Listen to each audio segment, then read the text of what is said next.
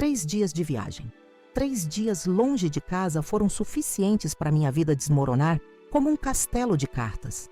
Meu nome é Luciana, tenho 38 anos e nunca imaginei que uma simples chamada de vídeo mudaria tudo o que eu acreditava sobre amor, confiança e família. Estou aqui para contar como descobri a traição mais dolorosa que alguém poderia imaginar. Trabalho como executiva de marketing em uma grande agência no Rio de Janeiro. Naquela semana de março, estava em São Paulo para finalizar uma campanha importante. Era minha 3ª noite fora e, como de costume, liguei para o Gustavo antes de dormir. Nosso ritual, ele deitado na nossa cama em Ipanema, eu sentada na beirada da cama de hotel, trocando histórias sobre nosso dia. "Tudo tranquilo por aí, amor?" Perguntei enquanto ajustava o celular na mesinha do hotel. Estava cansada, com aquela exaustão que só quem trabalha 14 horas seguidas conhece. "Tudo normal. Aulas, reuniões, nada de extraordinário", respondeu Gustavo, deitado em nossa cama king size, a mesma que compramos juntos há 2 anos. Ele sorria, falava sobre os alunos da universidade, sobre o trânsito caótico do Rio, detalhes mundanos que agora percebo serem a melhor distração. Foi quando virei meu celular para pegar um copo d'água que notei. No canto da tela, quase escondido entre os travesseiros brancos, um objeto que não deveria estar ali. Um celular com capa rosa-choque. Meu coração disparou instantaneamente, mas meu rosto não demonstrou nada. 7 anos de relacionamento me ensinaram a controlar minhas expressões. "Esse celular rosa na cama é novo?" Tentei perguntar casualmente, como quem não dá importância. A reação dele foi reveladora. Um microsegundo de pânico nos olhos, seguido de uma desculpa rápida demais. "Ah, isso é da Amanda, minha aluna. Deixou cair hoje durante a orientação e vou devolver amanhã." Acenei como se aceitasse a explicação, mas dentro de mim, algo quebrou. "Amanda, que aluna visitaria nosso apartamento para uma orientação? Gustavo sempre atendeu seus alunos na universidade ou em cafés. Nunca em casa, jamais em nosso quarto." Finalizei a chamada mais cedo, alegando cansaço. Na verdade, precisava processar aquela informação. Aquele objeto rosa que parecia gritar para mim através da tela. Não consegui dormir. A madrugada inteira passei revirando possibilidades, lembrando detalhes dos últimos meses. O afastamento sutil, as viagens de trabalho dele que antes não existiam, o celular sempre em modo silencioso. Às 5h30 da manhã, quando o sol nem tinha nascido em São Paulo, já estava de pé. Liguei para minha chefe, inventei uma emergência familiar e cancelei todas as reuniões. Às 7h15 estava embarcando no primeiro voo para o Rio de Janeiro. Não avisei ninguém. Queria o elemento surpresa ao meu favor. Durante o voo, minha mente criava cenários. Talvez fosse realmente uma aluna. Talvez fosse uma colega de trabalho. Talvez uma amiga. Tentava me convencer de explicações inocentes, mas meu instinto gritava que algo estava profundamente errado. O táxi do aeroporto Santos Dumont até Ipanema nunca pareceu tão lento. O trânsito da manhã no Rio, normalmente irritante, agora era torturante. Quando finalmente cheguei ao nosso prédio, o porteiro Sebastião me cumprimentou surpreso. "Dona Luciana? Pensei que estava viajando. Sua mãe acabou de subir para visitar o Dr. Gustavo." Minha mãe? Iracema raramente nos visitava sem avisar. Desde que meu pai falecera há 5 anos, ela mantinha uma rotina previsível. Visitas aconteciam aos domingos para o almoço, nunca numa quarta-feira às 9h30 da manhã. "Faz tempo que ela chegou?" Perguntei, tentando soar casual. Não, uns 10 minutos. Ela vem vindo aqui bastante ultimamente, sempre que a senhora viaja." Aquela informação foi como um soco no estômago. O elevador até o 10º andar pareceu uma eternidade. Minhas mãos suavam. Meu coração batia tão forte que podia senti-lo na garganta. Ainda assim, uma parte de mim negava o óbvio. Não podia ser o que eu estava pensando. Tinha que haver outra explicação. Ao chegar à porta do nosso apartamento, não usei a chave imediatamente. Encostei o ouvido na madeira fria, esperando ouvir vozes, conversas, qualquer coisa que pudesse me dar uma pista do que encontraria lá dentro. Foi quando ouvi risadas. Não risadas quaisquer. A risada da minha mãe, Aquela risada característica que conhecia desde criança, seguida de um som que congelou meu sangue. A voz grave do Gustavo chamando-a de meu amor. Naquele momento, o mundo parou. Dezenas de memórias invadiram minha mente em segundos. As visitas frequentes dela quando eu viajava. Os jantares em que os dois pareciam compartilhar piadas internas. O jeito como minha mãe começou a se vestir diferente, mais jovem, mais produzida nos últimos 2 anos. O celular rosa que ela mostrou orgulhosa no Natal passado, dizendo que merecia se presentear. Não entrei, não consegui. Com as pernas bambas, desci pelas escadas até a garagem do prédio e fiquei sentada no meu carro por quase 1 hora, tentando respirar, tentando entender. As lágrimas vieram silenciosas, escorrendo pelo rosto enquanto eu encarava o vazio. Não era apenas uma traição, era uma traição com a minha própria mãe. Quando finalmente consegui me mover, não fui para casa. Dirigi automaticamente até o apartamento do Fabrício, meu melhor amigo desde a faculdade. Ele abriu a porta e soube imediatamente que algo grave tinha acontecido. Sem fazer perguntas, me abraçou enquanto eu desabava. Entre soluços, contei tudo. A chamada de vídeo, o celular rosa, a volta inesperada, o que ouvi na porta. Eu sempre achei estranho o jeito que eles se olhavam. Fabrício admitiu depois, me oferecendo um chá quente. Mas nunca falei nada porque parecia absurdo demais. Foi Fabrício quem me ajudou a enxergar que eu precisava de provas concretas. Que confrontá-los naquele momento, movida pela raiva e dor, poderia dar a eles chances de negarem tudo, de me fazerem parecer paranoica. Precisava ser mais inteligente que eles. Volta para São Paulo, ele sugeriu. Finge que não sabe de nada enquanto planejamos como pegar os dois no flagra. E foi exatamente o que fiz. Naquela mesma tarde, estava de volta a São Paulo, fingindo normalidade em ligações com Gustavo, conversando com minha mãe como se nada tivesse acontecido. Por fora, a mesma Luciana de sempre. Por dentro, uma mulher determinada a expor aquela traição da forma mais devastadora possível. Os dias seguintes foram um borrão de planejamento, de conter lágrimas enquanto sorria para a câmera do celular, de fingir que não sabia que os dois estavam dormindo na minha cama assim que eu desligava. A dor deu lugar à frieza calculista. Se eles podiam planejar destruir minha vida pelas minhas costas, eu podia planejar uma vingança à altura. Foi quando descobri que o aniversário de 60 anos da minha mãe estava chegando.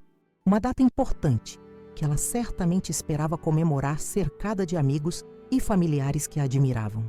O cenário perfeito para minha vingança começou a tomar forma na minha mente. Uma revelação pública, dolorosa, que destruiria não apenas o caso deles, mas toda a reputação que construíram. Agora, enquanto planejo cada detalhe desta festa surpresa, cada elemento da exposição que farei, percebo que o celular rosa não foi um descuido acidental. Foi o destino me dando a chance de ver a verdade que estava bem debaixo do meu nariz o tempo todo. Voltei para São Paulo, fingindo normalidade, mas meu coração estava em pedaços. Cada ligação com Gustavo, cada mensagem trocada com minha mãe, era como enfiar uma faca mais funda na ferida. O trabalho, que sempre foi meu refúgio, tornou-se quase impossível. Como concentrar em planilhas e reuniões quando sua vida pessoal está implodindo? Na agência de marketing, meus colegas notaram meu comportamento estranho. Jéssica, minha assistente, chegou a perguntar se eu estava doente. Só cansada, respondi automaticamente enquanto minha mente estava a quilômetros dali, elaborando cada passo do que faria a seguir. As noites eram as piores. Deitada na cama do hotel, eu relia as mensagens antigas entre mim e Gustavo, procurando sinais que pudesse ter perdido, pistas que ignorei. Encontrei várias, mensagens cancelando nossos planos de última hora, fins de semana em que ele dizia precisar trabalhar na universidade. A frequência com que mencionava minha mãe casualmente em nossas conversas. Encontrei sua mãe no shopping hoje, por coincidência. Ele disse certa vez, 6 meses atrás. Coincidência. A palavra agora soava como uma piada cruel. 5 dias após minha descoberta inicial, decidi que precisava de mais provas. Não bastava ter ouvido através da porta. Precisava de algo concreto, algo que nem eles poderiam negar. Foi quando entrei em contato com Maurício, um colega de Gustavo na universidade, que sempre parecia desconfortável perto de mim. Maurício, preciso que seja sincero comigo, disse diretamente durante nossa ligação. Há quanto tempo sabe sobre Gustavo e minha mãe? O silêncio do outro lado da linha foi resposta suficiente. Depois de algumas tentativas desajeitadas de negar, ele finalmente confessou. Luciana, eu sinto muito. Descobri há uns 8 meses quando os vi juntos na pousada Recanto das Araras em Petrópolis. Estava lá com minha família e, bem, eles não me viram. Cada nova informação era como um novo golpe. Uma pousada romântica em Petrópolis. O mesmo lugar onde Gustavo havia me pedido em casamento 5 anos antes. A audácia, a crueldade daquela escolha fez meu estômago revirar. Por que não me contou? Perguntei, tentando controlar o tremor na minha voz. Ele é meu amigo há anos, meu colega de departamento. E, honestamente, tive medo das consequências. Me desculpe, Luciana. Deveria ter falado. Desliguei a chamada, sentindo uma mistura de gratidão e raiva. Pelo menos agora tinha uma testemunha. Alguém que poderia confirmar que não estava imaginando coisas. Na manhã seguinte, tomei uma decisão. Precisava voltar ao Rio. Não para confrontá-los, mas para coletar provas irrefutáveis.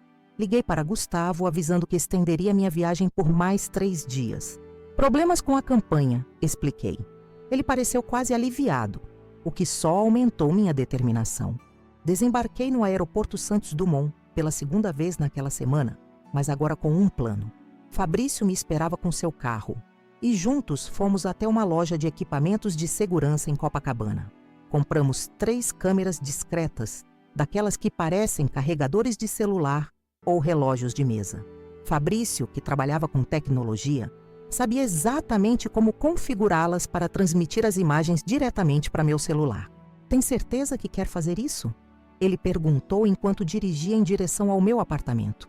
Ver as imagens pode ser devastador. Preciso saber tudo. Respondi firmemente. Cada detalhe, cada mentira. Se vou destruí-los, preciso conhecer exatamente o que estou enfrentando. Entramos no meu apartamento aproveitando que Gustavo estava dando aulas na universidade. O lugar que por 7 anos chamei de lar, agora parecia contaminado.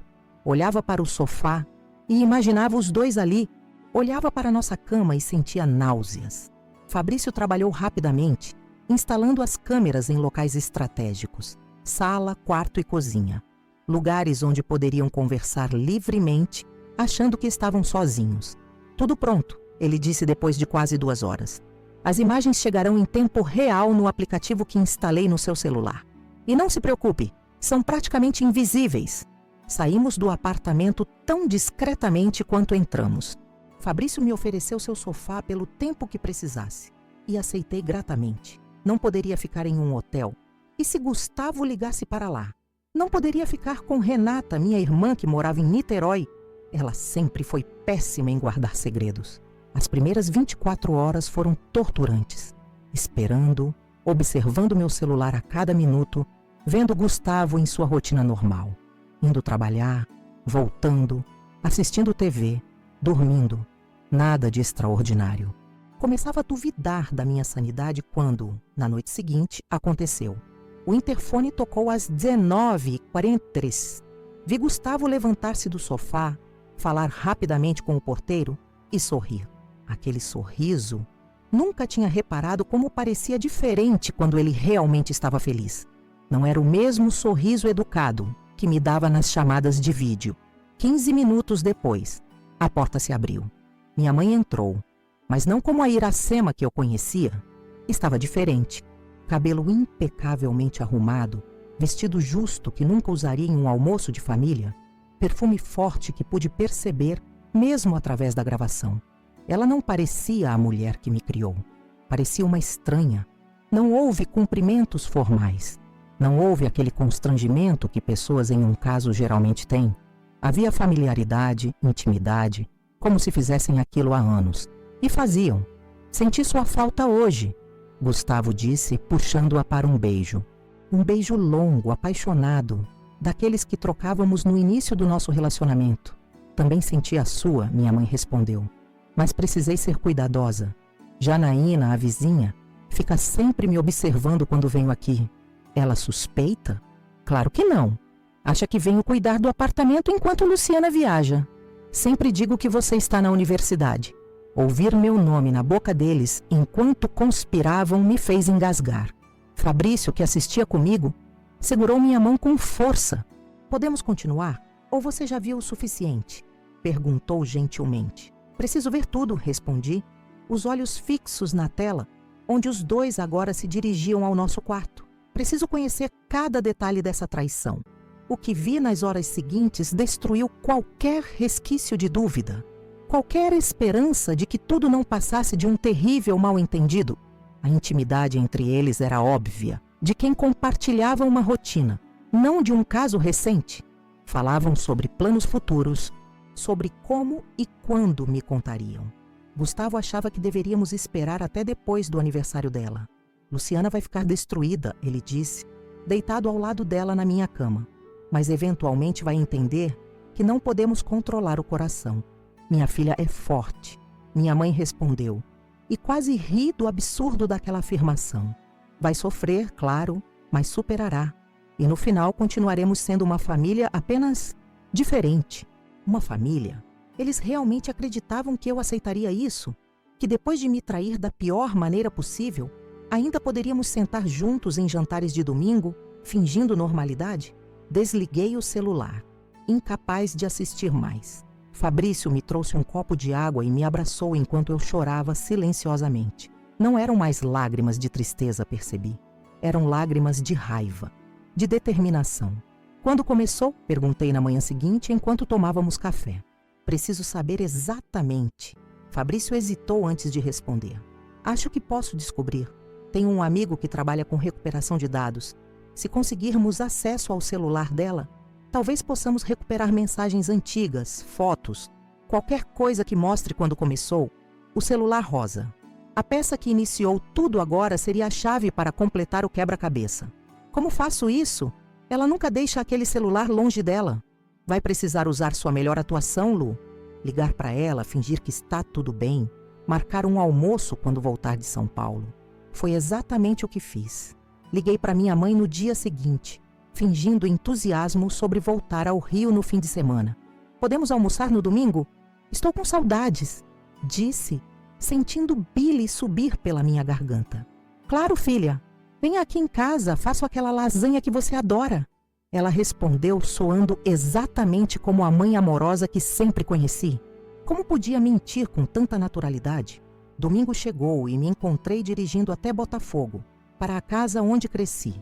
A casa onde meu pai, que morrera sem saber da traição, havia construído cada memória da nossa família. A ironia era amarga. Iracema me recebeu com um abraço caloroso. Retribuí mecanicamente, observando cada detalhe dela como se fosse a primeira vez. Tinha 58 anos, mas aparentava menos. Sempre foi uma mulher bonita, mas agora notei os detalhes. Unhas impecavelmente feitas, roupas mais modernas, maquiagem mais elaborada. Estava se produzindo para meu marido. Como foi a viagem? Perguntou enquanto me servia vinho. Produtiva, respondi vagamente. São Paulo sempre me deixa exausta. Imagino. Gustavo também anda tão ocupado na universidade. Vocês precisam tirar férias juntos. Férias juntos. A audácia daquela sugestão me fez querer gritar. Em vez disso, sorri e assenti. Seria ótimo. O almoço prosseguiu com conversas superficiais. Eu fingindo interesse em suas histórias. Ela fingindo que não estava dormindo com meu marido. Em determinado momento, como esperado, o celular dela tocou. É o Gustavo, ela disse olhando a tela. Meu coração acelerou. Deve ser sobre as provas que ele está corrigindo. Vou atender no quarto, é barulhento aqui. Assim que ela saiu, agi rapidamente. O celular rosa estava na mesinha da sala, esquecido na pressa de atender a ligação no outro aparelho. O celular pessoal de sempre estava com ela. O celular dos amantes ficou para trás. Com mãos trêmulas, peguei o aparelho. Estava bloqueado, claro, mas isso não era problema. Fabrício havia me dado um pequeno dispositivo, não maior que um pendrive. Conecte na entrada do celular, explicou. Vai copiar todos os dados em segundos. Funciona mesmo com a tela bloqueada. Foi o que fiz. 30 segundos angustiantes depois, o dispositivo piscou verde. Sucesso. Recoloquei o celular exatamente onde estava e guardei o pendrive no bolso. Quando minha mãe voltou, continuei comendo como se nada tivesse acontecido. Tudo bem com Gustavo? Perguntei inocentemente. Sim, só estresse com prazos de correção, respondeu, retomando seu lugar à mesa. Você sabe como ele fica quando está sobrecarregado? Sim, eu sabia. Ou achava que sabia. Quem realmente era aquele homem com quem dividi 7 anos da minha vida? Terminei o almoço o mais rápido que pude sem parecer suspeita. Abracei minha mãe na despedida, prometi voltar logo e saí daquela casa, sentindo-me estranhamente leve. A primeira fase do meu plano estava completa. Levei o dispositivo diretamente para o amigo de Fabrício, um especialista em tecnologia que trabalhava em um pequeno escritório em Copacabana. Paulinho, como era chamado, não fez perguntas sobre por que eu precisava daqueles dados. Apenas trabalhou em silêncio por algumas horas antes de me entregar um HD externo. Está tudo aí, disse. Mensagens, fotos, vídeos, e-mails, histórico de navegação, tudo desde que o celular foi ativado pela primeira vez. Uns 2 anos, pelo que vi. 2 anos. O tempo coincidiu exatamente com o que suspeitava. Logo após a morte do meu pai. Agradeci Paulinho, paguei generosamente por seu trabalho discreto e voltei para o apartamento de Fabrício. Estava na hora de mergulhar no abismo. O que encontramos naquele HD nas horas seguintes foi pior do que qualquer pesadelo. Mensagens diárias, centenas delas trocadas entre os dois. Fotos explícitas que nunca conseguirei apagar da minha memória. Vídeos de momentos íntimos gravados no nosso quarto, na nossa cama. Planos detalhados de viagens que fizeram juntos, enquanto eu acreditava que ele estava em congressos acadêmicos. E o pior, conversas sobre mim. Sobre como eu era ingênua, absorta demais no trabalho para notar qualquer coisa. Planejavam como me contar eventualmente, depois que o choque inicial passasse. Gustavo até sugeriu que poderíamos todos morar juntos, como uma família moderna. A traição começou exatamente 3 meses depois do funeral do meu pai. Enquanto eu ainda usava preto e chorava a perda do homem que me criou, minha mãe e meu marido iniciavam um caso que destruiria os fundamentos da minha vida. A primeira mensagem dele para ela dizia: "Não consegui parar de pensar em você desde aquele abraço no cemitério. Sei que é errado, mas preciso te ver." O cemitério. Eles começaram a se envolver durante o luto do meu pai. Fabrício me trouxe um copo de uísque quando viu minha expressão ao ler aquilo. "Acho que você precisa disso agora." Bebi de um gole só, sentindo o álcool queimar minha garganta. "Eles não merecem piedade", disse finalmente, fechando o computador. Nenhum dos dois. Foi naquela noite, após horas examinando as provas da traição, que meu plano tomou forma completa. O aniversário de 60 anos da minha mãe seria dali a 3 semanas.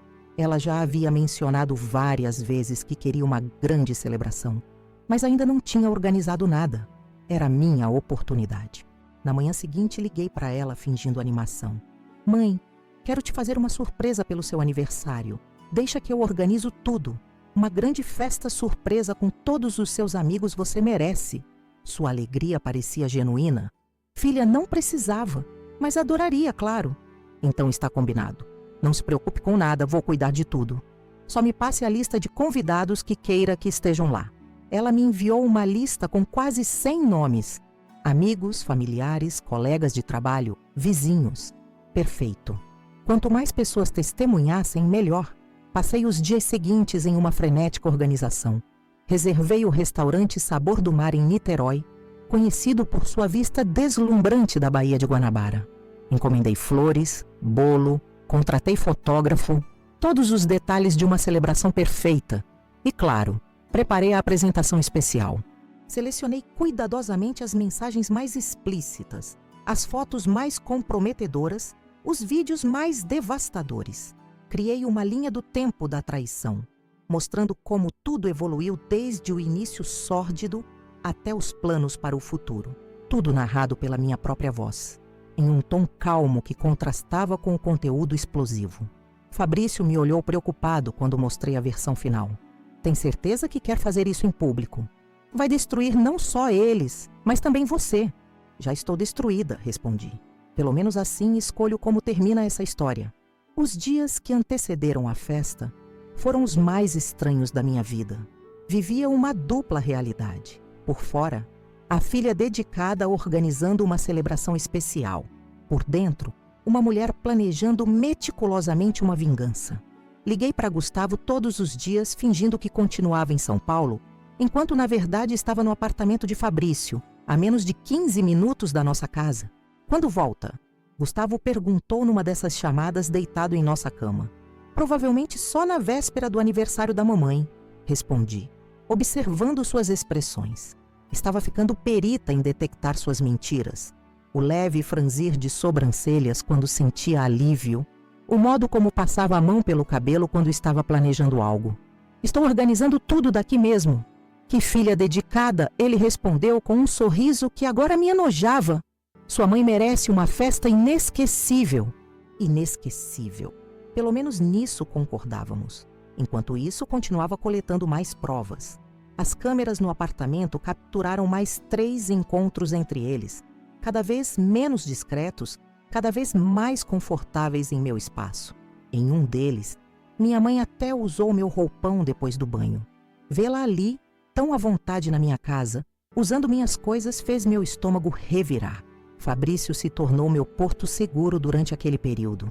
Amigo desde a faculdade, ele sempre desconfiou de Gustavo, nunca entendendo o que eu via nele.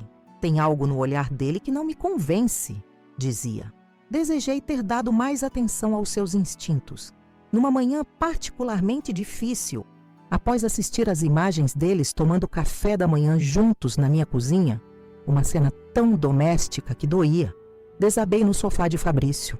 Não sei se aguento mais, confessei. Cada nova imagem destrói um pouco mais das minhas memórias. Ele sentou-se ao meu lado segurando minhas mãos. Você não precisa continuar assistindo, Lu. Já tem provas suficientes. Preciso entender, insisti. Preciso saber como não percebi por tanto tempo. Como fui tão cega? Não foi cega, Fabrício respondeu, seus olhos cheios de compaixão. Foi traída por pessoas que deviam te proteger. Pessoas em quem você tinha todo o direito de confiar. Sua gentileza naquele momento quase quebrou minha determinação. Seria mais fácil simplesmente ir embora, deixar tudo para trás, reconstruir minha vida longe deles. Mas então, lembrava das mensagens que li, da forma como falavam de mim, dos planos que faziam às minhas custas, e a raiva voltava como uma onda. Foi naquela tarde, sentada na varanda do apartamento de Fabrício em Copacabana, observando o mar, que decidi contatar minha irmã Renata. Morando em Salvador há anos, ela raramente vinha ao Rio, exceto em ocasiões especiais. O aniversário de nossa mãe seria uma delas. Renata, preciso te contar algo, mas tem que prometer que não vai comentar com ninguém, disse assim que ela atendeu. O que houve? Você está com uma voz estranha, respondeu, sempre perceptiva mesmo à distância. Contei tudo. A descoberta inicial, o celular rosa, o que ouvi na porta do apartamento, as provas que coletei. Durante toda a narrativa, Renata permaneceu em silêncio, apenas sua respiração pesada, indicando que continuava na linha. Quando terminei, esperava choque, talvez negação. O que recebi foi algo completamente diferente. Eu sabia, ela disse finalmente, sua voz quase um sussurro. Não tinha certeza, mas suspeitava há muito tempo. Foi minha vez de ficar em silêncio, atordoada com a revelação. No Natal passado, peguei os dois conversando no jardim. Estavam muito próximos, rindo de um jeito íntimo. Quando me viram, se afastaram rapidamente. Perguntei para a mamãe depois, e ela disse que estavam apenas falando sobre um presente surpresa para você. Mais mentiras.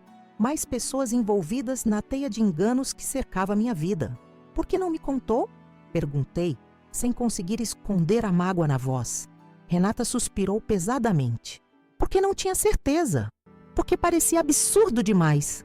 E honestamente, Lu, porque Gustavo tinha tentado algo comigo anos atrás, quando vocês começaram a namorar.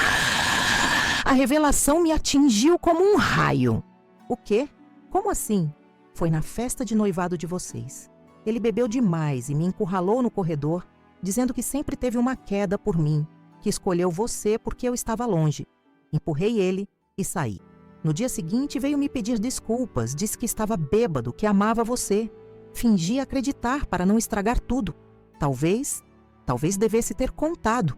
Meu mundo continuava desmoronando, revelando novas camadas de traição a cada momento. Gustavo não era apenas um traidor. Era um predador que havia tentado seduzir ambas as filhas antes de se fixar na mãe. O padrão era doentio. Vou expor tudo na festa de aniversário. Revelei meu plano para Renata. Quero que esteja lá. Preciso de alguém da família ao meu lado. Estarei no primeiro voo para o Rio, prometeu. E Lu, estou orgulhosa da sua força. Muitos apenas fugiriam. Depois daquela conversa, intensifiquei os preparativos. A festa estava marcada para sábado, no restaurante Sabor do Mar. Conforme o dia se aproximava, mantive a fachada de normalidade com precisão cirúrgica. Liguei para minha mãe diariamente, discutindo detalhes da surpresa, que ela supostamente não deveria saber. Falei com Gustavo sobre como estávamos organizando tudo para deixá-la feliz. Será que devo comprar um vestido novo para a ocasião? Perguntou minha mãe durante uma dessas ligações. Claro, mãe. Algo elegante. Vai ser uma noite inesquecível, respondi, quase rindo da ironia. 2 dias antes da festa, voltei oficialmente de São Paulo. Tive que enfrentar o inevitável. Retornar ao meu apartamento, dormir ao lado de Gustavo, fingir que ainda éramos um casal normal. Foi a parte mais difícil do plano. Quando entrei em casa, ele me recebeu com um abraço que agora parecia vazio. Beijou-me como sempre fazia e precisei de todo o meu autocontrole para não me afastar. Seu cheiro, que antes me trazia conforto, agora me causava repulsa. Sabia onde aqueles lábios haviam estado, o que aquelas mãos haviam feito. Sentiu minha falta? Perguntou, ajudando com as malas. Muito, menti, observando para o apartamento. Não havia vestígios da presença dela. Tinham sido cuidadosos em limpar tudo. Ou talvez nossa empregada, que vinha às quartas-feiras, tivesse inadvertidamente removido qualquer evidência. Naquela noite, quando Gustavo tentou me tocar na cama, fingi exaustão.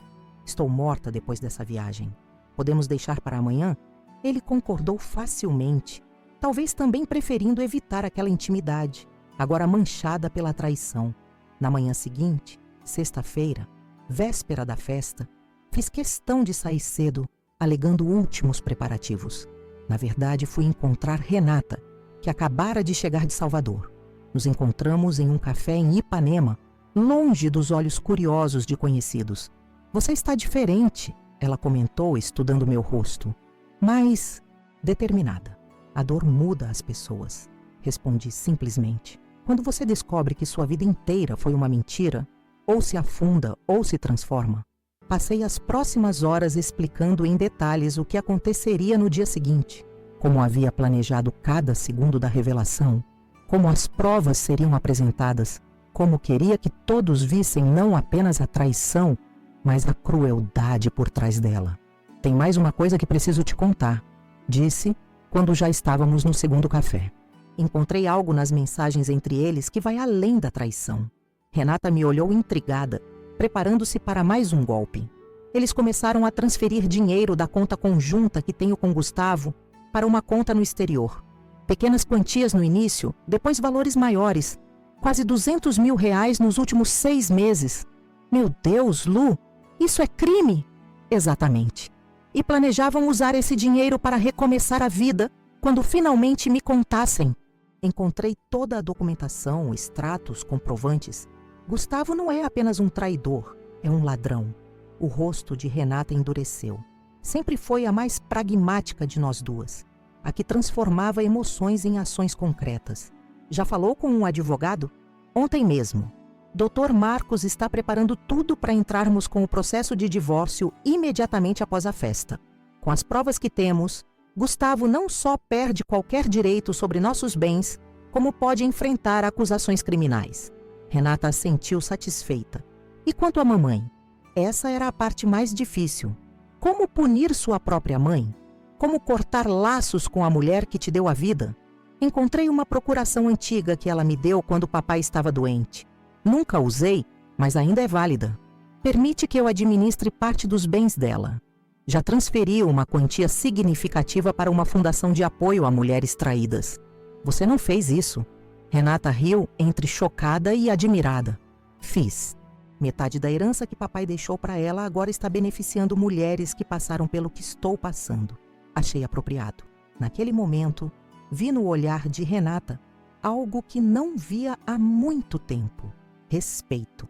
Sempre fui a irmã certinha, a que seguia regras, a previsível. Agora estava quebrando todas as expectativas. Passamos o resto do dia finalizando detalhes. Renata ficaria no mesmo hotel que Janaína, a vizinha fofoqueira que acidentalmente foi peça-chave em minha descoberta. Combinamos de chegar separadas à festa para não levantar suspeitas. Quando voltei para casa naquela noite, Gustavo estava no sofá, assistindo a um jogo de futebol. Como estão os preparativos? Perguntou casualmente. Perfeitos, respondi com um sorriso. Acho que será uma noite que ninguém vai esquecer. Na manhã do grande dia, acordei antes dele. Fiquei alguns minutos observando-o dormir, pensando em tudo que vivemos, nos planos que fizemos, nos anos compartilhados. Houve amor verdadeiro algum dia? Ou sempre fui apenas uma peça em seu jogo? Um degrau para chegar até minha mãe? Preparei um café da manhã elaborado, como costumava fazer nos fins de semana antes de tudo desmoronar. Panquecas, suco fresco, café forte. Ele pareceu surpreso com o gesto. A que devo essa mordomia? Perguntou sentando-se à mesa. É um dia especial, respondi. O aniversário da mamãe. Quis começar bem.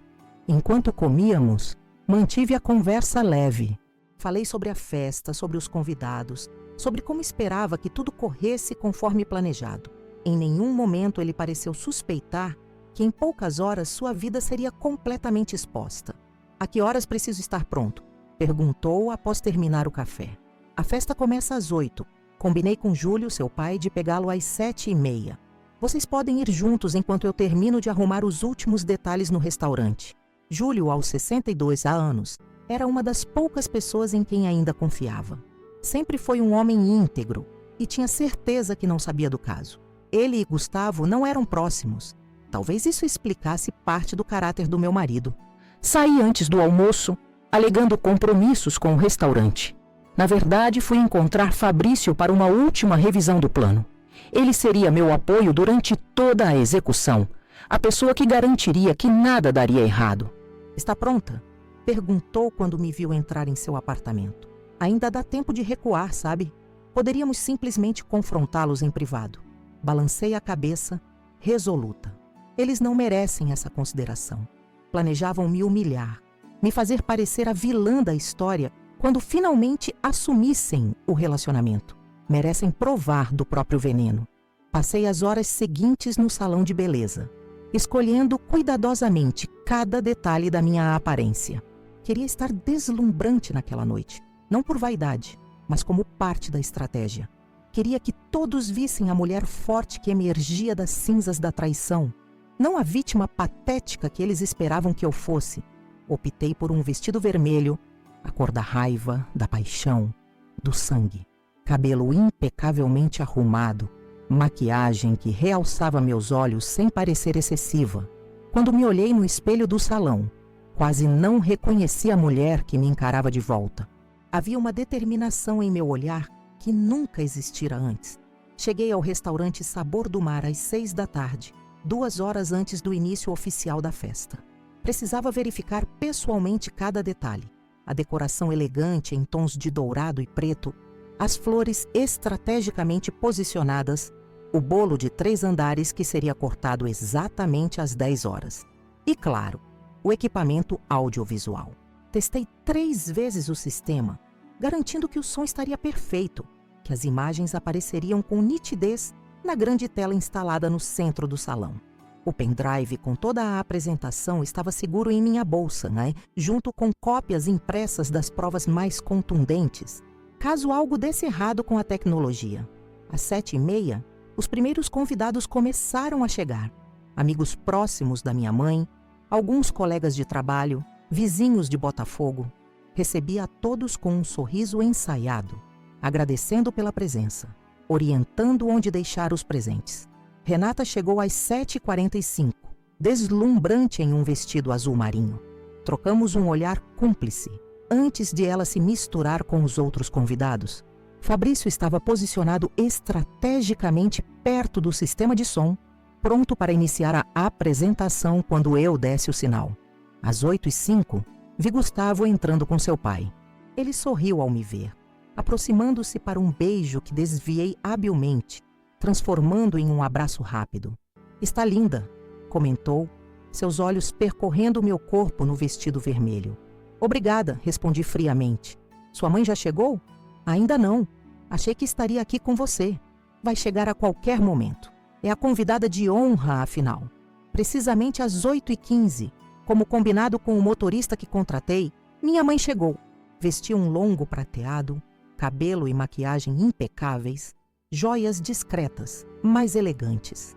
Ao entrar no salão, todos gritaram surpresa, exatamente como planejado.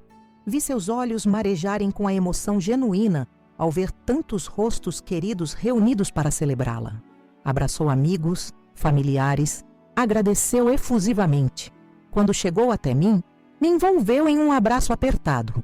"Filha, que maravilha! Você organizou tudo isso?"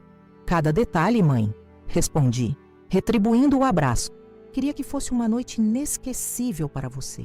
Por uma fração de segundo, quase fraquejei. Vendo sua alegria, lembrando dos momentos bons que compartilhamos ao longo da vida, quase desisti do plano. Quase. Então, vi Gustavo se aproximando. Vi como os olhos dele brilharam ao vê-la naquele vestido. Vi o toque discreto, porém íntimo, quando se cumprimentaram. E toda a minha determinação voltou com força total. A festa prosseguiu conforme planejado durante a primeira hora. Música ambiente, garçons circulando com bebidas e aperitivos, conversas animadas entre os convidados. Observei de longe como Gustavo e minha mãe interagiam, sempre mantendo uma distância respeitável em público, mas trocando olhares quando achavam que ninguém estava vendo. Às 9h30, exatamente como programado, peguei o microfone para o primeiro discurso da noite. "Boa noite a todos", comecei, sentindo o peso de cada palavra. "Quero agradecer a presença de cada um nesta celebração tão especial. Os 60 anos da minha mãe, Iracema, merecem ser comemorados com pessoas que realmente importam na vida dela." Os convidados aplaudiram, taças erguidas em um brinde à aniversariante. Vi seu sorriso orgulhoso, sua postura confiante no centro do salão. Ao seu lado, Gustavo sorria, completamente alheio ao que estava prestes a acontecer. "Preparei algo especial", continuei. "Um vídeo relembrando momentos importantes na vida dela. Momentos que nem todos conhecem, mas que merecem ser compartilhados nesta noite tão significativa." Fiz um sinal discreto para Fabrício. As luzes diminuíram, a tela grande no centro do salão se iluminou e meu plano de vingança finalmente começou a se concretizar. A tela se iluminou com uma foto antiga, eu ainda criança, sorrindo ao lado dos meus pais em uma praia. Uma imagem inocente, quase doce. Os convidados sorriram, alguns soltaram aqueles suspiros nostálgicos que fotos antigas costumam provocar. Minha voz narrava suavemente, por cima da música instrumental. Família, a base de tudo que somos. As pessoas em quem confiamos acima de qualquer outra coisa no mundo. Mais algumas fotos seguiram. Aniversários, formaturas, natais em família. Momentos que pareciam saídos de um álbum perfeito. Vi minha mãe enxugando uma lágrima discreta, emocionada com aquelas recordações. Gustavo sorria, provavelmente aliviado que a surpresa era apenas um vídeo sentimental. Então, a música mudou.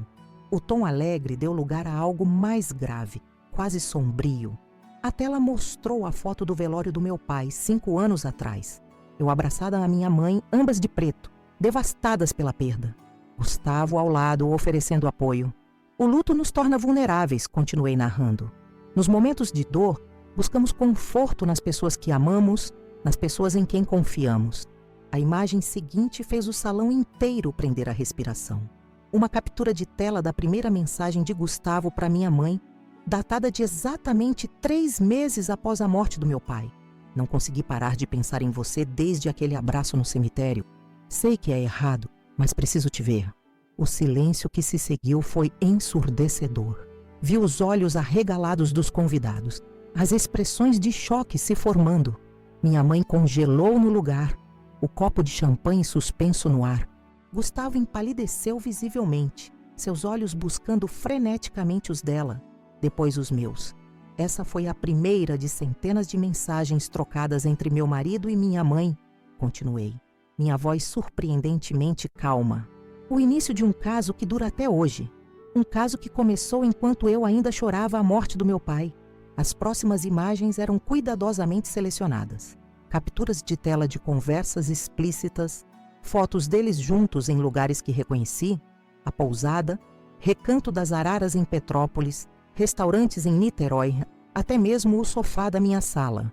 As datas estampadas em cada evidência contavam a história de uma traição sistemática que durava anos. Ouvi ofegos de horror pela sala. Algumas pessoas cochichavam, outras simplesmente observavam boquiabertas. Janaína, a vizinha fofoqueira, estava com o celular em punho, provavelmente registrando tudo. Perfeito.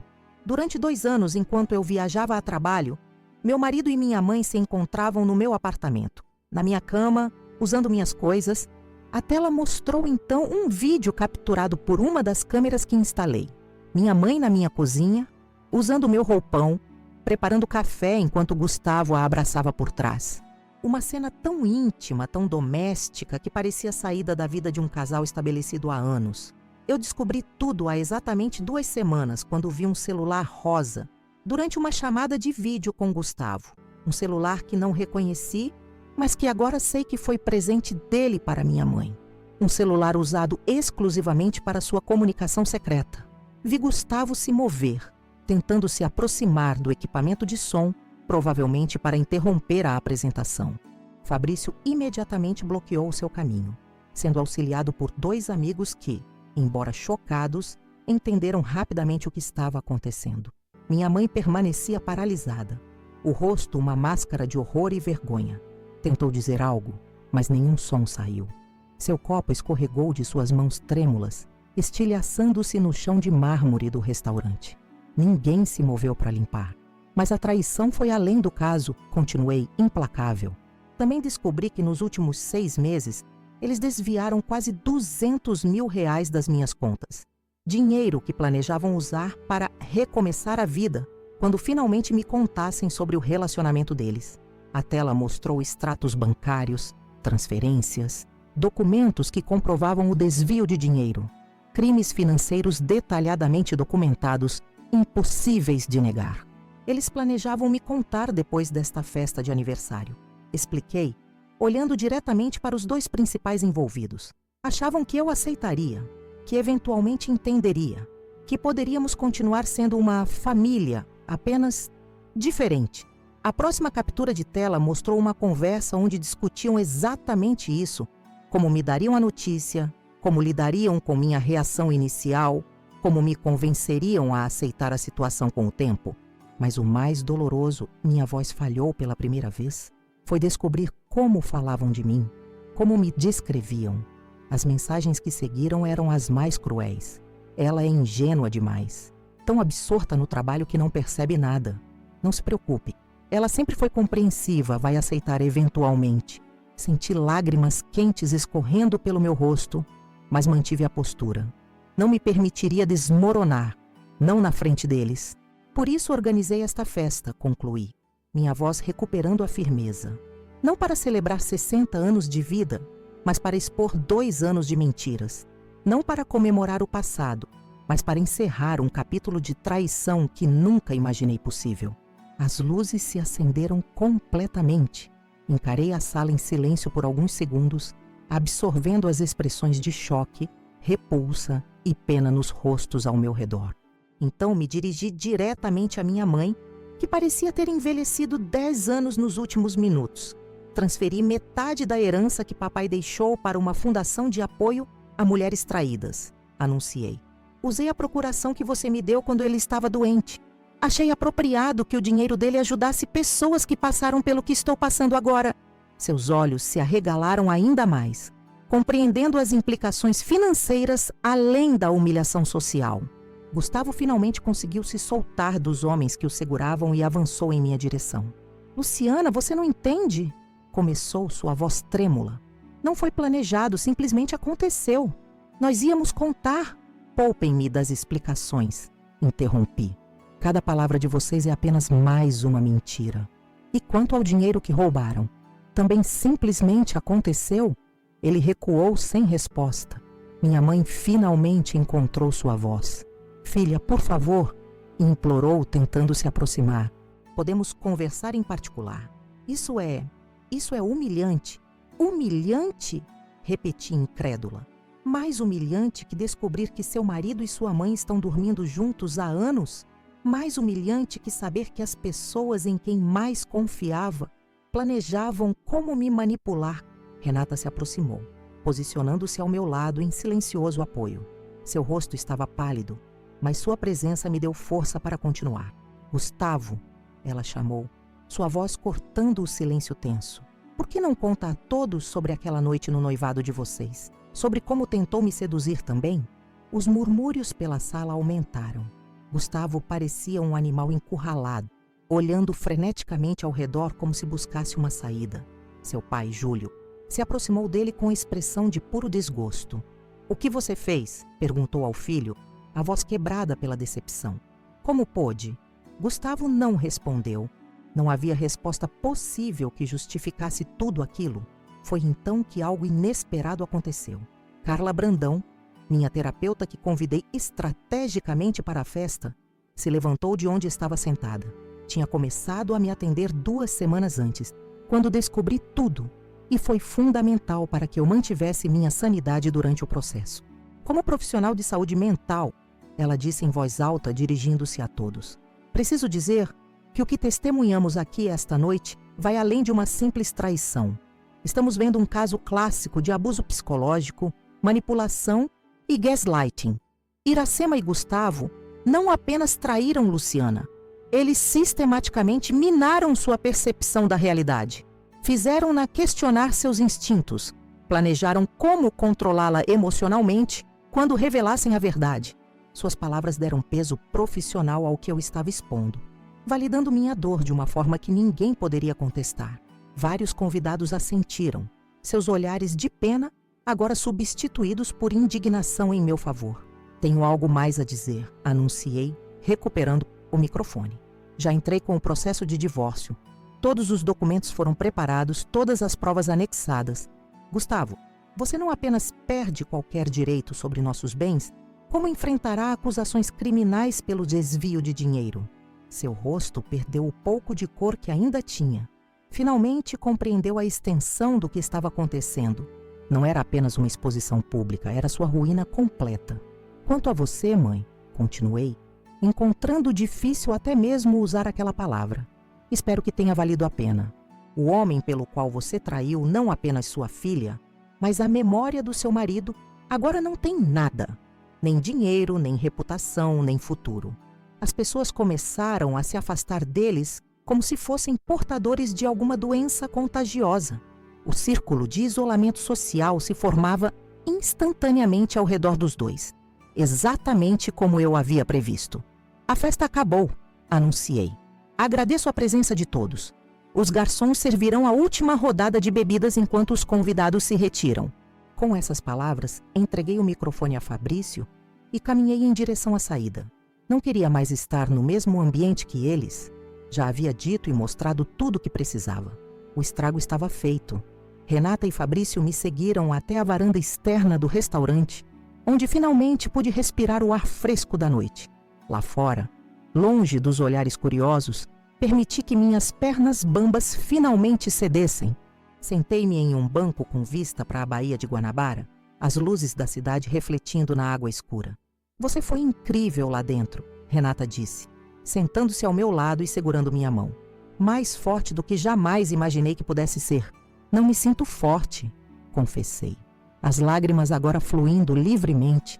Me sinto vazia. Fabrício se ajoelhou à minha frente, seus olhos cheios de preocupação. É normal. Você acabou de fechar um capítulo doloroso da sua vida. O vazio faz parte do processo. Ficamos ali em silêncio por alguns minutos, apenas observando a baía e escutando os sons distantes da cidade. Lá dentro, Podia ouvir o burburinho da festa se dissolvendo, pessoas saindo, comentários chocados sendo trocados. Eventualmente, Carla, minha terapeuta, nos encontrou na varanda. Seu rosto mostrava uma mistura de preocupação profissional e admiração pessoal. "Como está se sentindo?" perguntou, sentando-se do meu outro lado, como se tivesse arrancado um tumor. Respondi após alguns momentos de reflexão. "Doloroso, mas necessário." Ela assentiu, compreensiva. "O que pretende fazer agora?" Era uma pergunta que eu mesma vinha me fazendo nas últimas semanas. O que fazer quando você perde as duas relações mais fundamentais da sua vida de uma vez só? "Vou vender o apartamento", decidi naquele momento. "Não posso continuar vivendo lá, com todas aquelas memórias. Talvez compre algo menor em Botafogo, comece de novo." "Vai ficar no meu apartamento enquanto isso", Fabrício ofereceu imediatamente. Não era uma sugestão, era uma afirmação. "O tempo que precisar." Sorri fracamente, grata por ainda ter pessoas leais em minha vida. Nesse momento, a porta da varanda se abriu.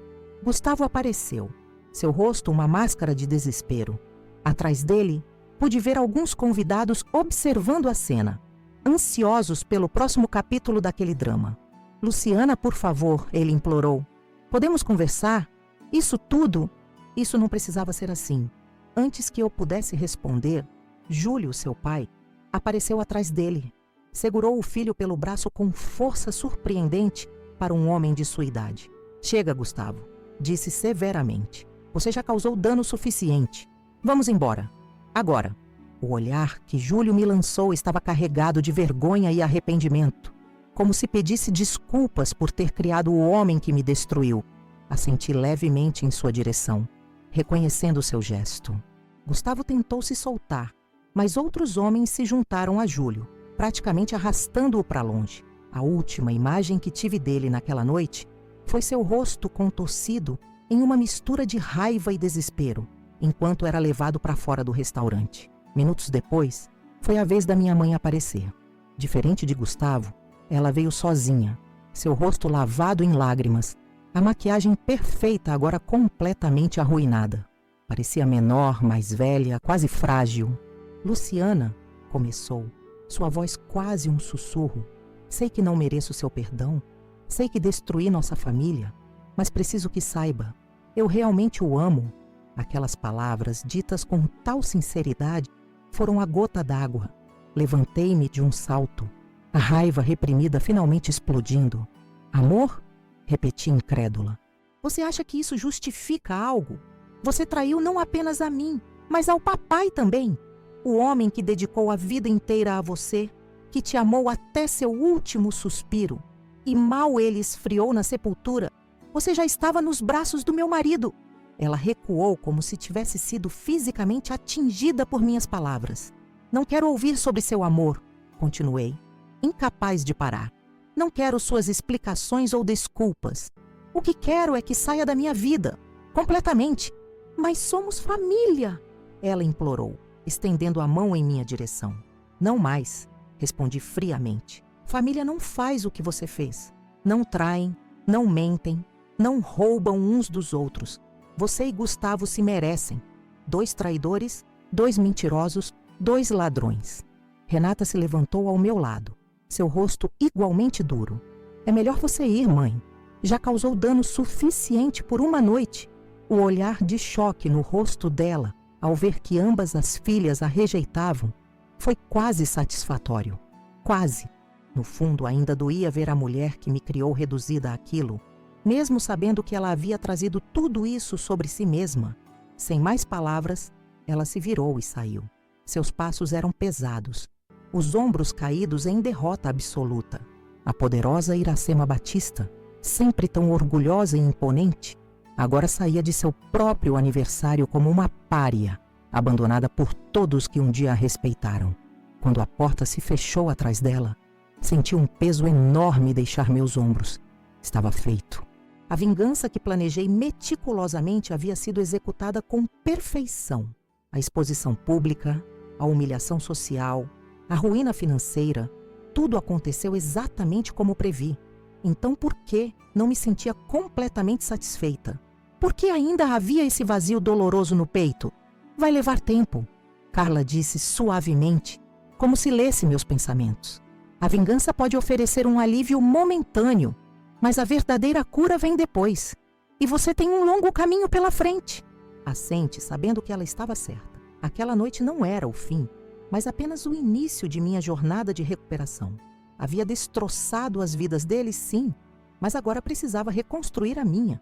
Vamos para casa, Fabrício sugeriu gentilmente. Você fez o que precisava fazer, agora precisa descansar. Enquanto deixávamos o restaurante pelos fundos, evitando os poucos convidados que ainda permaneciam no salão principal, olhei para o céu estrelado sobre a Baía de Guanabara. Pela primeira vez em 2 semanas, senti que podia respirar livremente. O peso da traição ainda estava lá.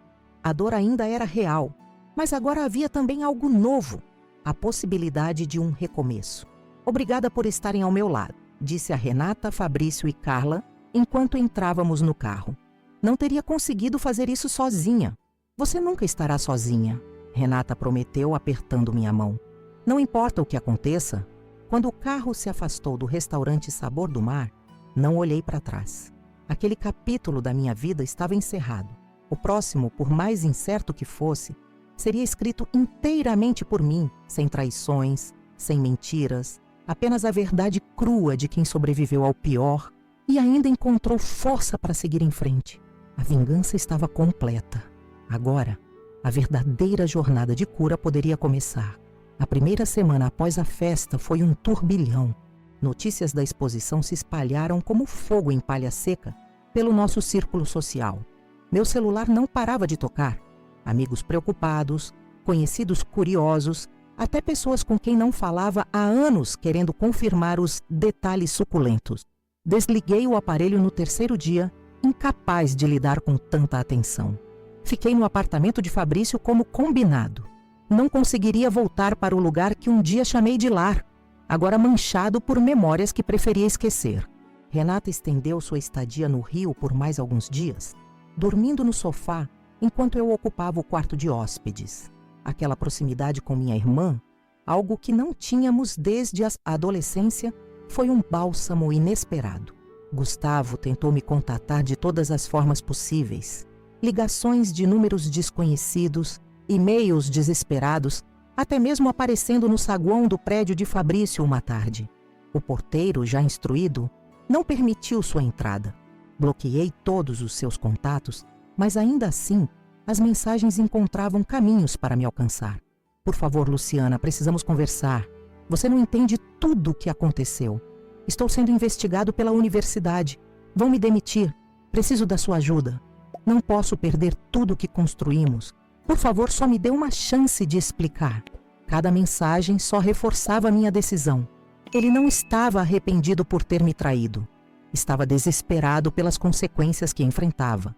Sua preocupação era com a carreira, com o dinheiro, com a reputação. Em nenhum momento mencionava o dano emocional que havia causado. Na terça-feira, após a exposição, recebi uma ligação do Dr. Marcos, meu advogado. As notícias são boas, Luciana, informou. Com as provas que fornecemos, o juiz acelerou o processo de divórcio. Além disso, o banco congelou as contas conjuntas após nossas denúncias de desvio. Gustavo está efetivamente falido. Deveria me sentir vingada, satisfeita. Em vez disso, senti apenas um vazio. O dinheiro recuperado não preencheria o buraco deixado pela traição. E quanto às acusações criminais? Perguntei. Estamos avançando. A polícia já o intimou para depor sobre o desvio. Com a documentação que temos, é praticamente certo que enfrentará processo criminal. A destruição de Gustavo estava em andamento, exatamente como planejei. Mas e minha mãe? Ela era uma ferida mais complexa, mais profunda. Naquela mesma tarde, Renata recebeu uma ligação da tia Clara, irmã da nossa mãe. A notícia que trouxe nos pegou de surpresa. Iracema está no hospital, informou sua voz trêmula. Teve um colapso nervoso ontem à noite. Os médicos dizem que foi o estresse. E a vergonha? Renata me olhou, claramente dividida entre a lealdade à irmã que apoiava e a preocupação com a mãe, que apesar de tudo ainda amava. Você deve ir, disse a ela. É sua mãe também? Sua raiva é com ela e Gustavo, não comigo. Tem certeza? Não quero que pense que estou tomando partido. Tenho certeza. Vá. Quando Renata saiu, senti-me estranhamente isolada. A raiva que me moveu nas últimas semanas começava a dar lugar a algo mais complexo.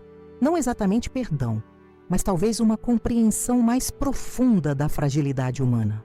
Todos éramos capazes de erros terríveis, de fraquezas devastadoras. Decidi sair para caminhar. Precisava de ar. O dia estava surpreendentemente bonito, daqueles que só o rio consegue oferecer mesmo no outono. Céu azul intenso, brisa leve, temperatura perfeita. Caminhei pela orla de Copacabana, observando as famílias na praia, os idosos jogando dominó, os turistas deslumbrados com a paisagem. Vidas normais, vidas comuns, vidas sem o drama que a minha havia se tornado. Foi quando meu celular vibrou com uma mensagem de Renata. Mãe está perguntando por você. Não sei o que dizer. Parei na calçada, encarando aquelas palavras. O que eu sentia por minha mãe naquele momento? Ódio, mágoa, pena, talvez um pouco de tudo. O que diria se estivesse frente a frente com ela agora? As palavras que ensaiei por tanto tempo pareciam inadequadas, insuficientes. Diga que preciso de tempo, respondi finalmente. Era a única verdade que conseguia oferecer. Continuei caminhando, perdida em pensamentos, até me encontrar na altura do forte de Copacabana. Sentei-me em um banco voltado para o mar e deixei as lágrimas virem, não as lágrimas controladas da raiva, mas o choro profundo do luto. Chorei pela família que perdi, pelo casamento que achei que tinha, pela mãe que nunca foi quem pensei que fosse. Chorei até sentir que não havia mais nada dentro de mim. Quando finalmente retornei ao apartamento de Fabrício, já era noite. Ele estava na cozinha preparando algo que cheirava maravilhosamente bem. Achei que precisaria de comida de verdade, explicou ao me ver. Você mal tem comido nos últimos dias. Seu cuidado, tão genuíno e desinteressado, me tocou profundamente. Enquanto jantávamos, contei sobre o telefonema de Renata, sobre minha caminhada, sobre o choro catártico. Acho que estou começando a processar tudo, concluí. Não apenas a raiva, mas a perda real. Fabrício assentiu, compreensivo. É natural. A raiva nos mantém funcionando no início, mas eventualmente precisamos lidar com a dor subjacente. Quando isso acaba? Perguntei, quase como uma criança perdida. Essa sensação de que minha vida inteira foi uma mentira? Não acaba completamente, respondeu com honestidade, mas transforma-se em algo que você consegue carregar, algo que te fortalece, em vez de te destruir. Suas palavras simples, mas profundas, ficaram comigo nos dias que se seguiram. Decidi que precisava começar a reconstruir minha vida de forma concreta, não apenas emocional. O primeiro passo seria encontrar um novo lugar para morar. Com a ajuda de uma corretora, visitei vários apartamentos em Botafogo. Queria algo completamente diferente do que tinha com Gustavo. Um lugar que não tivesse nenhuma semelhança, nenhuma conexão com o meu passado recente. Acabei me apaixonando por um apartamento pequeno, mas cheio de luz, no 5º andar de um prédio antigo. Tinha uma varanda discreta com vista para o Pão de Açúcar e janelas grandes que inundavam o espaço com o sol da manhã. É perfeito, disse a corretora. Quero fechar o negócio imediatamente. Usei parte do dinheiro que recuperei das contas de Gustavo para dar a entrada. Havia uma justiça poética nisso. O dinheiro que ele planejava usar para sua nova vida com minha mãe agora financiava meu recomeço sem eles. Na semana seguinte, recebi uma ligação inesperada de Maurício, o colega de Gustavo, que havia me confirmado a traição meses antes. Achei que deveria saber, disse, soando constrangido. Gustavo foi oficialmente demitido da universidade hoje. A comissão de ética considerou que seu comportamento violou vários códigos de conduta profissional. Obrigada por me avisar, respondi, sentindo uma estranha ausência de satisfação. Como estão as coisas por lá? Sinceramente, todo mundo fala sobre isso. Você virou uma espécie de heroína para muitas pessoas, sabia? A mulher que não aceitou ser traída e humilhada em silêncio. A ideia de ser vista como uma heroína me incomodou. Não havia nada de heróico na minha vingança. Foi um ato de dor, de raiva, de autopreservação desesperada. Não me sinto como uma heroína, confessei. Apenas como alguém que sobreviveu. 2 dias depois, finalizei a venda do nosso antigo apartamento em Ipanema.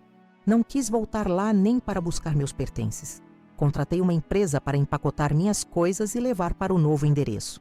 Roupas, livros, objetos pessoais. Deixei para trás tudo que compramos juntos. Tudo que tinha o toque dele. A mudança para Botafogo coincidiu com meu retorno ao trabalho. Depois de quase um mês afastada, decidi que precisava retomar minha rotina profissional. Minha chefe, Sandra, havia sido surpreendentemente compreensiva durante todo o processo.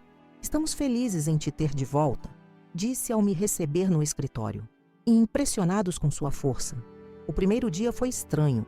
Percebi os olhares, os cochichos quando passei pelo corredor. Minha história havia se espalhado, claro. Em uma cidade como o Rio, escândalos desse tipo raramente ficam contidos. Mantive a cabeça erguida, concentrando-me apenas nas tarefas à minha frente. Na terceira semana no novo apartamento, recebi uma visita inesperada. Renata havia voltado a Salvador, Fabrício estava trabalhando e eu aproveitava uma rara noite tranquila quando a campainha tocou. Pelo olho mágico vi Júlio, o pai de Gustavo, parado no corredor. Hesitei antes de abrir. O que ele poderia querer? Vinha amando do filho? Estava bravo pela maneira como expus Gustavo? Respirei fundo e decidi enfrentá-lo. Júlio! Cumprimentei formalmente ao abrir a porta. Isso é uma surpresa. Desculpe vir sem avisar, Luciana. Respondeu parecendo desconfortável. Posso entrar um momento? Assenti, deixando-o passar. Ofereci café, que ele aceitou, mais por educação que por desejo, suspeitei. Enquanto preparava a bebida, observei como ele parecia ter envelhecido nos últimos meses. O escândalo também o afetou, é claro. Ele era professor universitário aposentado, respeitado em seu campo. Ter um filho exposto como traidor e ladrão deve ter sido devastador para sua reputação também. Vim trazer isso, disse quando finalmente nos sentamos na pequena sala. Estendeu-me um envelope amarelo. São algumas joias da sua avó que estavam guardadas em nossa casa. Achei que você deveria tê-las. Peguei o envelope surpresa. Havia esquecido completamente daquelas peças. Um conjunto de brincos e colar que pertenceram à mãe de Gustavo, que ela me dera no primeiro ano de casamento. Obrigada, disse simplesmente. Não precisava se preocupar com isso. Precisava sim, respondeu firmemente. São suas por direito e precisava te ver, verificar como está. A preocupação genuína em sua voz me pegou desprevenida. De todos os envolvidos naquela história, Júlio era talvez o único verdadeiramente inocente. Um homem de princípios cuja única falha foi criar um filho que não os seguiu. Estou sobrevivendo, respondi honestamente. Um dia de cada vez. Ele assentiu compreensivo. Também queria me desculpar, continuou, sua voz embargando levemente. Não pelo que Gustavo fez. Ele é um adulto responsável por suas próprias ações, mas por não ter visto o homem que ele se tornou. Talvez se eu tivesse estado mais presente. Não é sua culpa, Júlio. Interrompi. Fizemos nossas escolhas. Eu escolhi não ver os sinais que estavam bem na minha frente. Gustavo escolheu trair. Minha mãe escolheu participar disso. Ainda assim, sinto que falhei como pai. Aquela confissão tão sincera e vulnerável quebrou algo em mim. A mágoa que ainda carregava não era direcionada a ele, e vê-lo sofrendo não trazia nenhuma satisfação. Você não falhou, afirmei. Alguns de nós simplesmente não seguimos os exemplos que recebemos. Conversamos por quase 1 hora. Ele me contou que Gustavo havia se mudado para o interior, para a casa de um primo em Petrópolis. Estava praticamente falido, sua reputação profissional destruída, enfrentando acusações criminais pelo desvio de dinheiro. Quanto à minha mãe, havia recebido alta do hospital, mas estava isolada, tendo perdido praticamente todos os amigos após o escândalo. Eles mereceram o que aconteceu, Júlio disse inesperadamente. Não estou aqui para pedir clemência ou perdão para eles. Estou aqui porque me importo com você, Luciana. Sempre te considerei como uma filha, muito antes de você se casar com Gustavo. Suas palavras tocaram meu coração de uma forma que não esperava.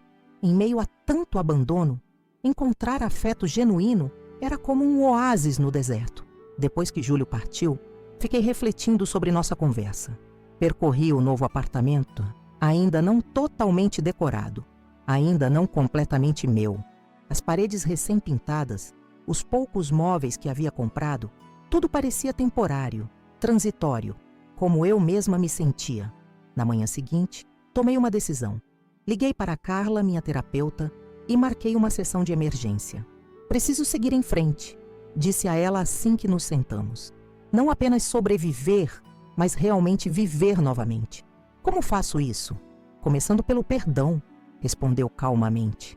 Não necessariamente a eles, mas a você mesma. A mim? Sim.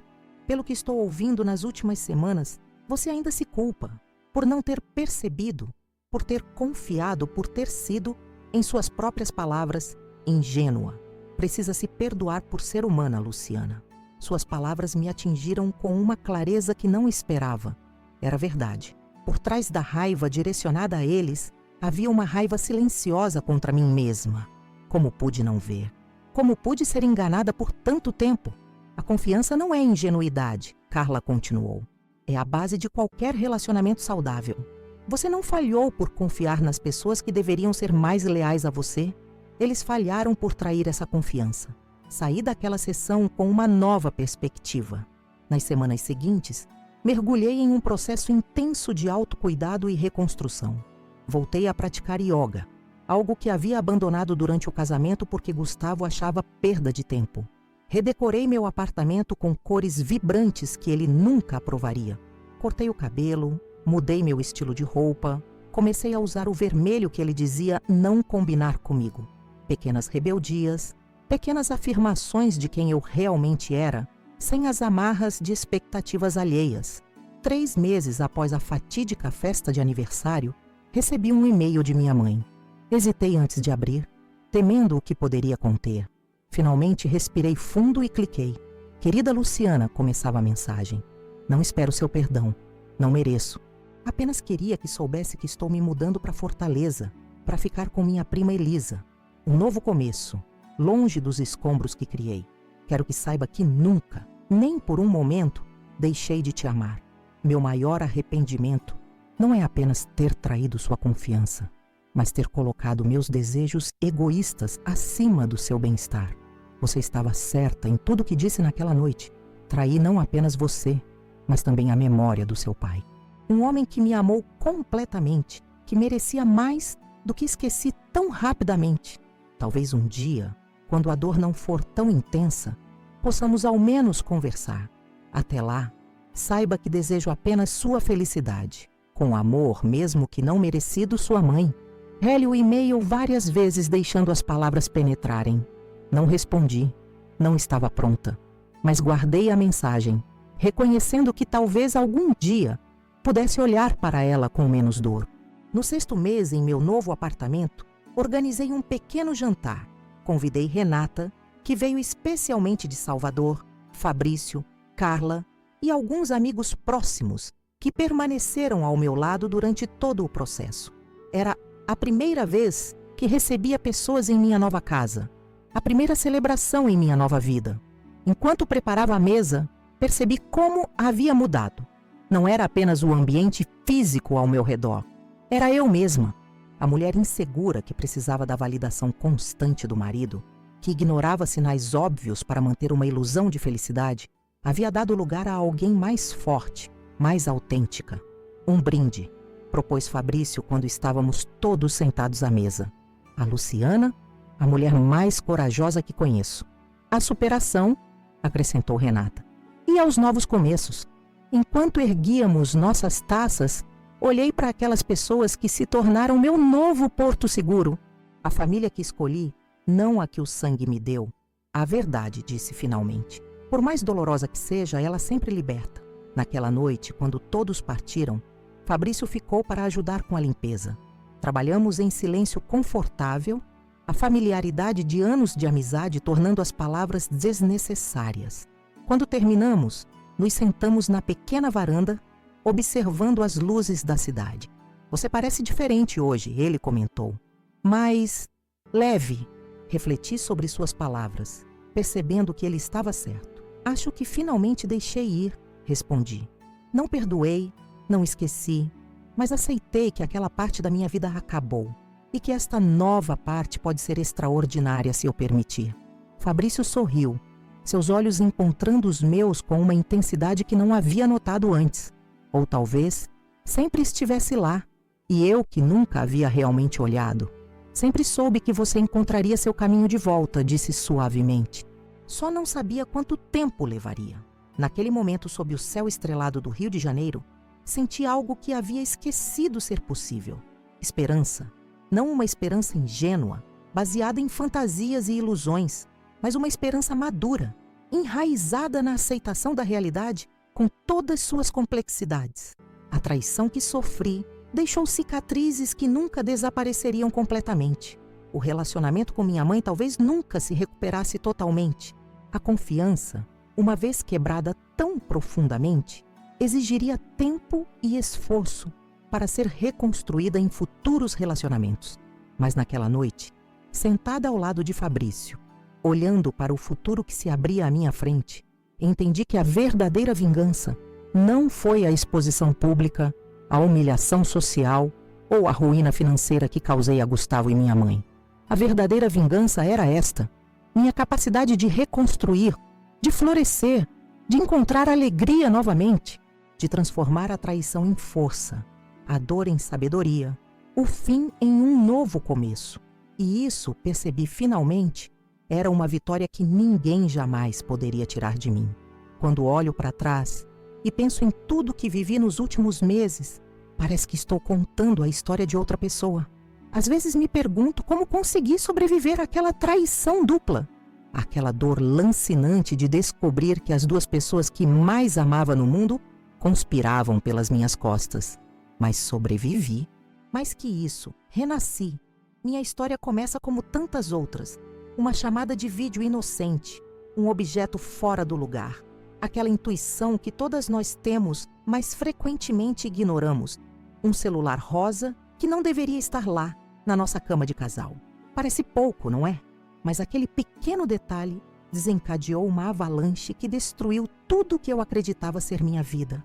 Descobrir que Gustavo, meu marido de 7 anos, estava tendo um caso com Iracema, minha própria mãe, foi como morrer em vida. Pior ainda, foi perceber que não era algo recente, um deslize momentâneo. Era um relacionamento de 2 anos, iniciado logo após a morte do meu pai. Enquanto eu ainda chorava a perda dele, eles começavam uma traição que devastaria o que restava da minha família. A dor da descoberta poderia ter me consumido. Muitos, talvez a maioria, teriam simplesmente fugido daquela realidade insuportável. Poderiam ter partido sem olhar para trás, tentando esquecer, tentando recomeçar em outro lugar, longe das memórias dolorosas. Mas algo dentro de mim se recusou a ser apenas a vítima da história. Algo dentro de mim exigia justiça. Foi assim que planejei meticulosamente cada detalhe da minha vingança. O aniversário de 60 anos da minha mãe se tornou o palco perfeito para expor a verdade que eles tanto se esforçaram para esconder.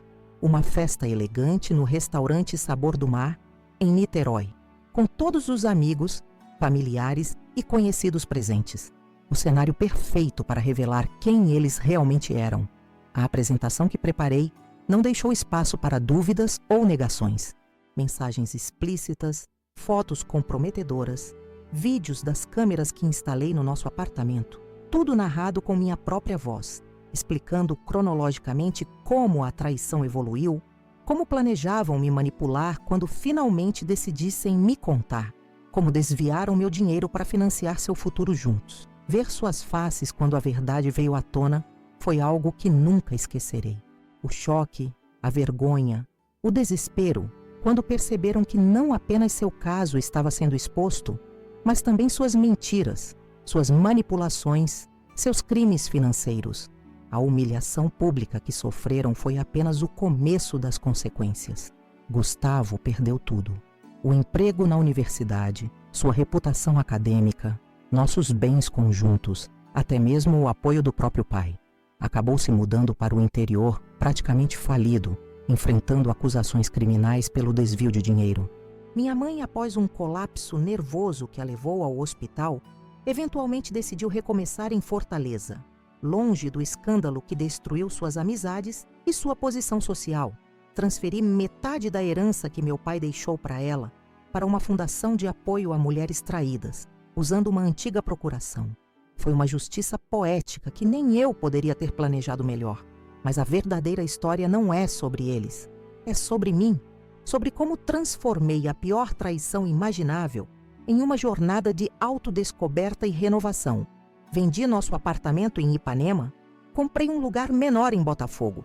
Deixei para trás tudo o que compramos juntos, tudo que tinha o toque dele. Cortei o cabelo, mudei meu estilo, comecei a usar as cores que ele dizia não combinarem comigo. Pequenas rebeldias, pequenas afirmações de quem eu realmente era, sem as amarras de suas expectativas. O apoio de pessoas-chave foi fundamental nesse processo.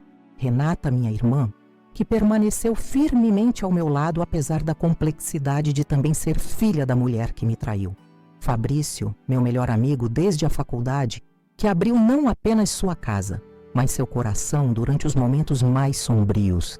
Carla, minha terapeuta, cujas palavras sábias me guiaram quando eu mais precisava de direção. Até mesmo Júlio, pai de Gustavo, que demonstrou que laços de afeto podem transcender o sangue e o sobrenome.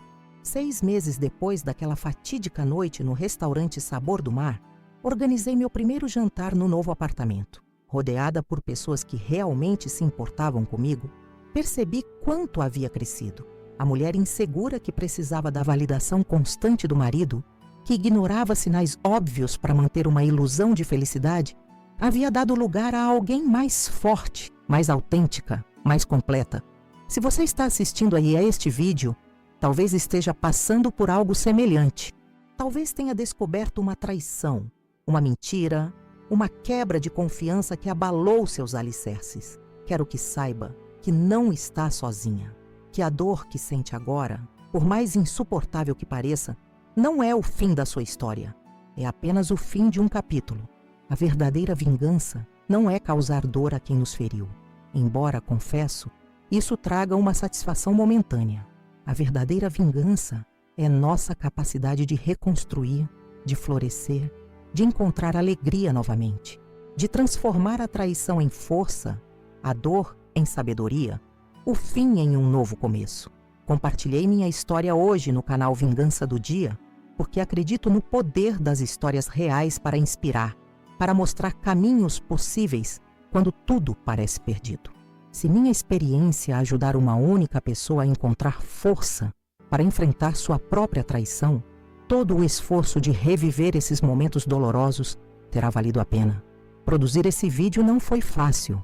Reviver cada detalhe, cada emoção, cada momento de descoberta e confronto exigiu um esforço emocional imenso, mas fiz isso por você, que está do outro lado, talvez se sentindo tão perdida quanto eu me senti naquela noite, em que vi um celular rosa que não deveria estar lá. Se minha história tocou você de alguma forma, peço que deixe um comentário abaixo. Conte-me o que achou, o que sentiu, se já passou por algo semelhante. Suas palavras não apenas me ajudam a saber que não compartilhei minha dor em vão, mas também podem confortar outros que estão passando pelo mesmo processo agora. Não se esqueça de deixar seu like e se inscrever no canal Vingança do Dia. Temos novas histórias de superação todas as semanas, relatos reais de pessoas que, como eu, encontraram força para transformar sua dor em recomeço. Ative o sininho para receber notificações e não perder nenhum vídeo. Se você puder, considere apoiar nosso trabalho através do Valeu Demais, uma forma de contribuir financeiramente para que possamos continuar trazendo essas histórias impactantes diariamente. Produzir conteúdo de qualidade exige tempo, recursos e dedicação. Sua ajuda, mesmo que pequena, faz toda a diferença para mantermos o canal crescendo e alcançando mais pessoas que precisam ouvir que não estão sozinhas em suas lutas. Este é um espaço de acolhimento, de compreensão mútua, de força compartilhada. Aqui, suas feridas não serão julgadas, sua dor não será minimizada, sua história não será esquecida. Obrigada por me acompanhar até aqui, por ouvir minha história com compaixão e respeito, por fazer parte desta comunidade que acredita na superação, no recomeço, na possibilidade de dias melhores após as piores tempestades. Meu nome é Luciana e esta foi minha história de traição, vingança e, acima de tudo, renascimento. Nos vemos no próximo vídeo do Vingança do Dia. onde outra história real espera para ser contada, para inspirar, para mostrar que sempre existe um caminho além da dor. Não se esqueça, comente, curta, inscreva-se e, se puder, apoie nosso trabalho. Cada interação sua alimenta não apenas os algoritmos das redes, mas também nossa motivação para continuar compartilhando histórias que podem mudar vidas.